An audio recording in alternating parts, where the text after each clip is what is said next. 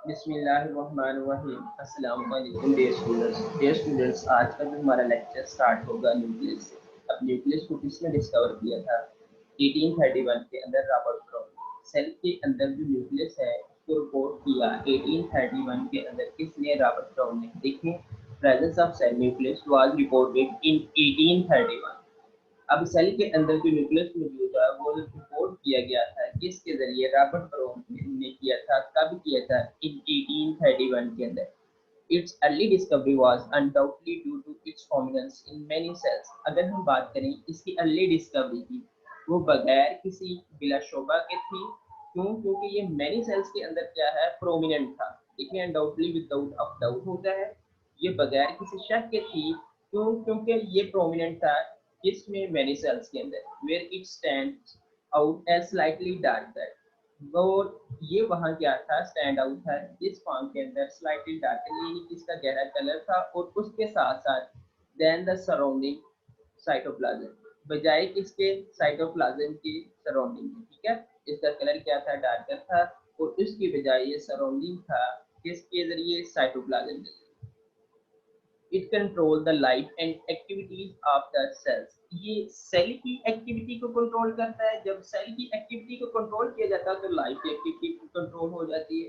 यानी जिंदगी की तमाम एक्टिविटी किसके जरिए कंट्रोल होती है? न्यूक्लियस के जरिए। न्यूक्लियस किसके अंदर प्रेजेंट है? सेल। सेल की एक्टिविटी कंट्रोल होगी तब जाके लाइफ की एक्टिविटी कंट्रोल होगी। In animal cells it generally, अगर हम बात करें इसकी लोकेशन की, एनिमल सेल्स और प्लांट सेल्स के अंदर, एनिमल सेल्स के अंदर ये क्या है? सेंट्रल स्पेस के अंदर होगा। ठीक है, लेकिन अगर हम बात करें प्लांट सेल की, प्लांट सेल के अंदर ये क्या है? एक पेरिफेरी यानी साइड्स की तरफ प्रोपेल कर दिया जाएगा। ठीक है, एक अतराफ की तरफ होगा, क्योंकि जो प्लांट सेल के अंदर एक बड़ा वैक्यूल होता है। देखिए, in animal cell it generally occupy the central space. अब एनिमल सेल के अंदर ये जनरली ऑक्यूपाई किया जाता है किसके जरिए? सेंट्रल स्पेस के जरिए। While in case of plant cell, अगर हम बात करें प्लांट सेल की, it is push toward periphery. अब ये पुश कर दिया जाता है किधर? अतराफ की जानिब में, due to presence of large vacuole. क्योंकि प्लांट सेल के अंदर क्या है? बड़ा वैक्यूल होता है, तभी जाके ये पेरिफेरी यानी किनारों की तरफ ये क्या कर दिया? प्रोपेल कर दिया जाता है, पुश कर दिया जाता है। तो क्या? न्यूक्लियस। न्यूक्लियस में भी रेगुलर और स्फेरिकल इन शेप। अब न्यूक्लियस की अगर हम शेप की बात करें, ये रेगुलर भी हो सकता है, स्फेरिकल भी हो सकता है। Generally the cell have one nucleus and are called mononucleate. अगर हम बात करें कि अगर सेल के पास एक न्यूक्लियस होगा तो उसे क्या कहेंगे? मोनोन्यूक्लिएट। कुछ फंजाई के अंदर, ठीक है, कुछ फंजाई की क्या होती है? मोनोन्यूक्लिएट होती है। On the other hand the cell with two nuclei, अगर अगर हम बात करें कि सेल के अंदर टू न्यूक्लियाई होंगे तो क्या कहेंगे? बाइन्यूक्लिएट कहेंगे। पैरामीशियम के अंदर बाइन्यूक्लिएट होता है। And with more than two as multinucleate. अगर हम बात करें सेल के अंदर मोर देन टू से ज्यादा न्यूक्लियस होंगे उसे क्या कहेंगे? Multi nucleate. ठीक है, अब इन केस ऑफ ह्यूमन के अंदर बहुत सारे सेल्स होते हैं जो multinucleate. Nucleus is only visible when the cell is non dividing stage. अगर हम बात करें कि तब ये विजिबल होगा न्यूक्लियस जब सेल क्या होगा? नॉन डिवाइडिंग स्टेज में होगा। It contains chromatin network and soluble SAP called nucleoplasm. अब ये कंटेन होता है क्रोमाटिन नेटवर्क पर और उसके साथ साथ सॉल्युबल सैप पर। उसी इन दोनों को क्या कहेंगे? न्यूक्लियोप्लाज्म। अब ये पड़ा हुआ न्यूक्लियोप्लाज्म। अब न्यूक्लियोप्लाज्म क्या है? Chromatin network. ये देखिए, क्रोमाटिन नेटवर्क है और उसके साथ साथ सॉल्युबल सैप है। अब क्रोमाटिन नेटवर्क और सॉल्युबल सैप, इन दोनों को क्या कहेंगे? Nucleoplasm. In dividing cells the nucleus disappear. जब सेल डिवाइड करते हैं तो क्या होता है? माइटोसिस मियोसिस के अंदर जब सेल डिवाइड करेंगे तो न्यूक्लियस डिसअपियर्स हो जाएगा and the chromatin material in it is replaced by chromosome. अब इसके अंदर जो क्रोमाटिन मटेरियल है ये रिप्लेस हो जाएगा किसके जरिए? क्रोमोसोम के जरिए। यानी highly condense portion of chromatin, उसी को हम क्या कहते हैं? क्रोमोसोम्स कहते हैं। ठीक है, जब क्या है कि डिवाइड करेगा, सेल डिवाइड करेगा, न्यूक्लियस डिसअपियर हो जाएगा। लेकिन जब न्यूक्लियस डिसअपियर होगा तो क्रोमाटिन किसके अंदर कन्वर्ट हो जाएगा? जब क्रोमाटिन हाईली कंडेंस हो जाएगा तो किस में कन्वर्ट हो जाएगा? Chromosome. the heredity material is in the form of chromosome। अब जो हेरिडिटी विरासती मटेरियल है ये किस फॉर्म के अंदर होगा, क्रोमोसोम्स की फॉर्म में होगा।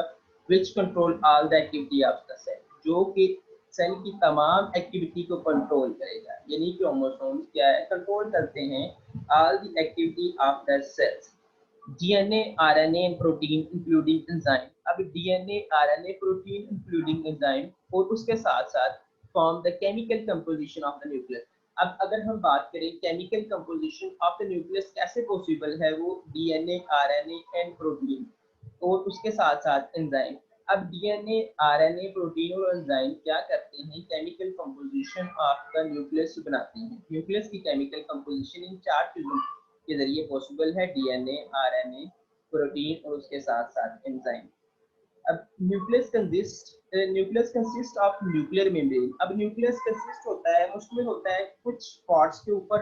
सबसे पहले न्यूक्लियर मेम्ब्रेन है, ये दिखाई दी है न्यूक्लियर मेम्ब्रेन, जिसके ऊपर क्या है, ये न्यूक्लियर कोर है, ठीक है, ये न्यूक्लियर मेम्ब्रेन है और उसके साथ साथ न्यूक्लियोलाइन।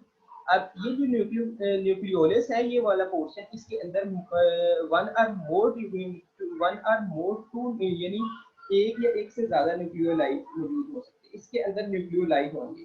अब न्यूक्लियोप्लाज्म, ये हमने बात कर ली है, ये वाला पोर्शन इसका क्या है, न्यूक्लियोप्लाज्म क्या है, और न्यूक्लियोप्लाज्म के साथ साथ ये क्रोमोसोम दिखाएगी।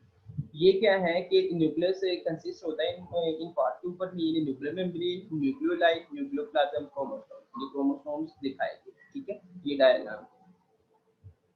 अब न्यूक्लियर मेम्ब्रेन जो हमने बात की है, न्यूक्लियर मेम्ब्रेन फर्स्ट वन उसको देख लेते हैं। Nucleus is surrounded by a nuclear membrane which separates the nuclear material from the cytoplasm. अब न्यूक्लियस सराउंड होता है किसके जरिए, न्यूक्लियर मेम्ब्रेन के जरिए। अब ये क्या है, सेपरेट करती है न्यूक्लियर मटेरियल को किससे, साइटोप्लाज्म, ठीक है। अब साइटोप्लाज्म से न्यूक्लियर मटेरियल को क्या है, न्यूक्लियर मेम्ब्रेन क्या है, सेपरेट करती है और उसके साथ साथ न्यूक्लियस को सराउंड किए हुए होती है। The nuclear membrane is actually a nuclear envelope। अब न्यूक्लियर मेम्ब्रेन एक्चुअली के तौर पर क्या है कि न्यूक्लियर एनवेलप है, कंपोज ऑफ टू मेम्ब्रेन। अब ये कंपोज होता है टू मेम्ब्रेन के जरिए। The outer membrane is at places continuous with the endoplasmic reticulum. अब इसकी जो आउटर मेम्ब्रेन होगी, हमने कहा कि न्यूक्लियर मेम्ब्रेन टू मेम्ब्रेन पर मुश्तमिल होगा, लेकिन उसकी जो टू मेम्ब्रेन में जो आउटर मेम्ब्रेन है ये कंटिन्यूअस होगी किसके साथ, एंडोप्लाज्मिक रेटिकुलम के साथ, while the inner membrane encloses the nuclear content। अब इसकी इनर मेम्ब्रेन के अंदर क्या होगा, न्यूक्लियर कंटेंट होगा, यानी इनर मेम्ब्रेन इनक्लोज होगी किसके साथ, न्यूक्लियर कंटेंट के साथ। The outer and the inner membrane are continuous at the certain point, resulting in the formation of food। अब outer और inner membrane ये है कि continuous होगी कुछ certain points पर, specific points पर क्या है, continuous होगी, उसके नतीजे में फॉर्म करेंगे पोर्स। द न्यूक्लियर, उन पोर्स को क्या कहेंगे, न्यूक्लियर पोर। अब ये देखें, ये न्यूक्लियर पोर दिखाई, ये न्यूक्लियर एनवेलप दिखाया गया है, इसके ऊपर क्या है, न्यूक्लियर पोर, यानी आउटर और इनर मेम्ब्रेन स्पेसिफिक पॉइंट्स के ऊपर क्या है, ये कंटिन्यूअस होगी। अब ये पॉइंट्स क्या बनाएंगे, एक पोर बनाएंगे, ये पॉइंट्स क्या बनाएंगे, पोर्स बनाएंगे, उनको क्या कहेंगे, nuclear pore. The nuclear pores allow the exchange of material between the nucleus and the cytoplasm। अब ये जो न्यूक्लियर पोर है ये एक्सचेंज करेंगे मटेरियल एक्सचेंज किसके दरमियान करेंगे, न्यूक्लियस और साइटोप्लाज्म। सेल के अंदर जो न्यूक्लियस और उसके साथ साथ साइटोप्लाज्म के दरमियान ये क्या है, मटेरियल को एक्सचेंज करेंगे। कौन करेंगे, ये जो न्यूक्लियर पोर है। The number of nuclear pore is highly variable. अब ये जो नंबर ऑफ न्यूक्लियर पोर है ये क्या है, वेरिएबल। न्यूक्लियर एनवेलप के ऊपर ये जो न्यूक्लियर पोर है ये वेरिएबल होंगे, ठीक है। कैसे वेरिएबल होंगे, इनकी एग्जांपल देख लेते हैं। द अनडिफरेंशिएटेड सेल, ठीक है, इनके पेट क्या है मालूम नहीं है, such as eggs have numerous pore, यानी अनडिफरेंशिएटेड सेल के ऊपर न्यूमरस पोर्स होंगे। कितने पोर्स हो सकते हैं, अबाउट 30,000 पर न्यूक्लियस। अब यानी एग सेल के ऊपर, अनडिफरेंशिएटेड सेल के ऊपर 30,000 पोर्स होंगे पर न्यूक्लियस के ऊपर। वेरियस डिफरेंशिएटेड सेल, अगर हम बात करें डिफरेंशिएटेड सेल्स की जिनकी पेट क्या है, डिटरमन है, तो उनमें से क्या हो सकता है, एरेथ्रोसाइट्स, ठीक है। एरेथ्रोसाइट्स क्या है, रेड ब्लड सेल्स हैं, इनके ऊपर 3 और 4 पोर्स होंगे पर न्यूक्लियस। हमने बात की है अनडिफरेंशिएटेड सेल के ऊपर क्या है, बहुत ज्यादा पोर्स हो सकते हैं, वो कितने हो सकते हैं, 30,000 पर न्यूक्लियस हो सकते हैं। लेकिन डिफरेंशिएटेड सेल्स की अगर हम बात करें, डिफरेंशिएटेड सेल्स की जिसकी एग्जांपल ली हमने एरिथ्रोसाइट्स की, इसमें क्या है 3 और 4 पोर्स हो सकते हैं पर न्यूक्लियस, जिसकी वजह से हमने कहा न्यूक्लियर पोर वेरिएबल होते हैं, किसके ऊपर, न्यूक्लियर एनवेलप के ऊपर। Each pore has a definite structure which control the traffic of substance passing through them. अब हर जो पोर है डेफिनेट स्ट्रक्चर, हर पोर का एक मखसूस क्या है स्ट्रक्चर होगा, और वो स्ट्रक्चर क्या है, कंट्रोल करेगा ट्रैफिक सब्सटेंसेस को, जो क्या है गुजर रहे हैं पासिंग थ्रू इनसे, यानी ट्रैफिक से कोई भी सब्सटेंस जो इन न्यूक्लियर पोर से गुजर रहा है। अब न्यूक्लियर पोर के डेफिनेट स्ट्रक्चर की वजह से उसको उस क्या है सब्सटेंसेस को कंट्रोल करेगी, ठीक है। अब हमने न्यूक्लियर एनवेलप के साथ साथ अब न्यूक्लियर मेम्ब्रेन के साथ साथ नेक्स्ट वन हम देख लेते हैं कि जो हमने कहा कि न्यूक्लियस का हिस्सा है न्यूक्लियोलस। देखें, it is darkly stained body. अब डार्क स्टेन्ड बॉडी है within the nucleus, nucleus के अंदर डार्क स्टेन्ड बॉडी को क्या कहेंगे, न्यूक्लियोलस कहेंगे, याद रखना है। And is without any membranous boundary. अब ये क्या है, बगैर मेम्ब्रेनस बाउंड्री के होगी, to separate it from the rest of the nuclear material, जो कि उसको सेपरेट करेगी न्यूक्लियर मटेरियल से। अब इसके ऊपर कोई मेम्ब्रेन नहीं है, तो इसकी वजह से ये क्या है, न्यूक्लियर मटेरियल को देखें it from the rest of the nuclear, तो ये न्यूक्लियर मटेरियल को क्या है सेपरेट नहीं कर सकते, ठीक है, क्योंकि इसके ऊपर मेम्ब्रेन नहीं है। देयर मे बी वन और मोर न्यूक्लियोलाई इन द न्यूक्लियोलस। अब मैंने पहले भी आपको बताया था कि न्यूक्लियोलस के अंदर वन और मोर न्यूक्लियोलाई मौजूद हो सकते हैं, ठीक है। The ribosomal RNA means ribosomal RNA is synthesized and stored in nucleolus. अब राइबोसोमल आरएनए सिंथेसाइज भी होता है और स्टोर भी होता है किसके अंदर, न्यूक्लियोलस के अंदर, ठीक है।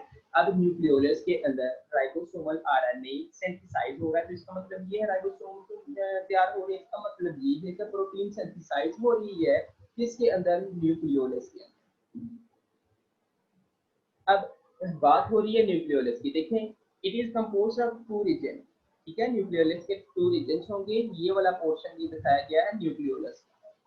The peripheral granular area composed of precursors of ribosomal subunit। अब इसका पेरिफेरल ग्रेनुलर एरिया यानी इसके किनारों का इतराफ का, किनारों के इतराफ का जो एरिया होगा ये कंपोज होगा राइबोसोमल सबयूनिट्स पर, ठीक है, compose of precursor of ribosomal subunits पर। इसका पेरिफेरल का जो एरिया होगा वो कंपोज होगा precursor of ribosomal subunit and the central fibril area consisting of large molecular weight। अब इसका सेंट्रल जो एरिया है ये कंसिस्ट होगा लार्ज मॉलिक्यूलर वेट के ऊपर। वो लार्ज मॉलिक्यूलर वेट क्या हो सकता है, राइबोसोम यानी आरएनए, ठीक है, और उसके साथ साथ राइबोसोमल डीएनए, ठीक है, आरएनए और डीएनए, लेकिन डीएनए कौन सा होगा, आर डीएनए, ठीक है।